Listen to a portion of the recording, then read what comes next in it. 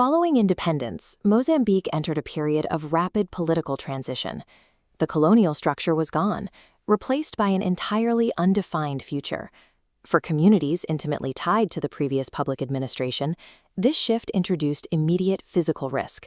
Their positions and histories, once a source of stability, now made them suddenly vulnerable. The result was a massive flight.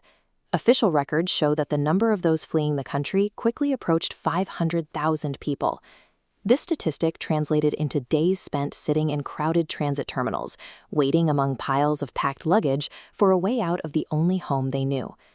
Historical collapse manifests as the sudden, massive displacement of human lives. In late July 1976, the mechanics of this historical rupture played out inside a private home in Beira. A group gathered for lunch. The exact venue remains unconfirmed, but the attendees were specific: a tight circle of highly educated professionals, including lawyers and magistrates, men and women trained to rely on the rationality of facts. This diagram illustrates the structure of that gathering. Instead of addressing the immediate crisis, the attendees focused their conversations on practical travel logistics and packing. They stubbornly disguised a catastrophe as a normal get-together. Maria Luísa watched the guests, then her husband. She noticed a growing disconnect. While the table spoke of neutral travel plans, she sensed their shared world was already beginning to fracture. Deep familial ruptures often begin with the quiet realization that a shared world is ending. This graphic maps the central conflict driving the couple apart. It weighs two legitimate yet opposing stances. For Maria Luísa, the supreme priority was the absolute physical safety of her children. Everything else was secondary. Evo held a deep-seated belief that his birthplace had an obligation to continue recognizing his place within it. His loyalty was tied to the land itself. This chart traces how external pressure tested those priorities. A series of anonymous phone calls and faceless voices began demanding that the family leave immediately. Evo processed these warnings through his specific priority filter. To him, the threats were merely ambient political noise, easily dismissed. Maria Luísa processed the exact same calls through hers. She received them as a concrete, undeniable instruction to flee. When two people process the exact same existential threat through opposing priorities, reaching a unified survival strategy becomes impossible. When empirical reality ceases to provide satisfactory answers, even men and women trained in the discipline of proof will seek out extraordinary explanations. The group collectively visited a local seer. According to an unverified family memory preserved by Maria Luísa, she sat down for a consultation.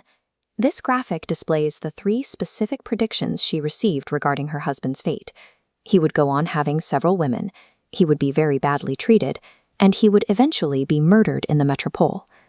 Maria Luísa kept these prophecies entirely to herself. The warning added a silent, fatalistic weight to a departure that she already knew was inevitable. In moments of sheer historical collapse, survival often requires abandoning logical debate in favor of unilateral action driven by instinct and fear. This diagram illustrates a structural divide. Their conflict had moved beyond a difference of opinion. They were now consulting two incompatible internal calendars. Maria Luísa operated on finite time. She was working under a closed deadline that terminated the exact moment her children departed. Evo operated on elastic time. He firmly believed the timeline was ongoing and that pending matters and alternatives could still be resolved if he stayed behind. This temporal misalignment ended their theoretical debate, leaving the couple in a state of silent parallelism. Emotional bonds cannot bridge the gap when two individuals are operating on incompatible timelines of history. The physical execution of the split was quiet and uncomprehending. On the day they left, their 6-year-old son asked to go back inside, pulled his wooden crate of toys from under the bed, looked at it, and pushed it back. A wordless farewell to his childhood home. This visual compares that micro-domestic farewell with the macro-industrial reality of their flight. Once the plane finally took off, Maria Luísa's hypervigilance shattered into relief as she repeatedly touched her children in their seats to verify their escape. This section of the graphic categorizes the distinct, permanent nature of their geographical separation. Maria Luísa returned to her birthplace in Portugal as a returnada.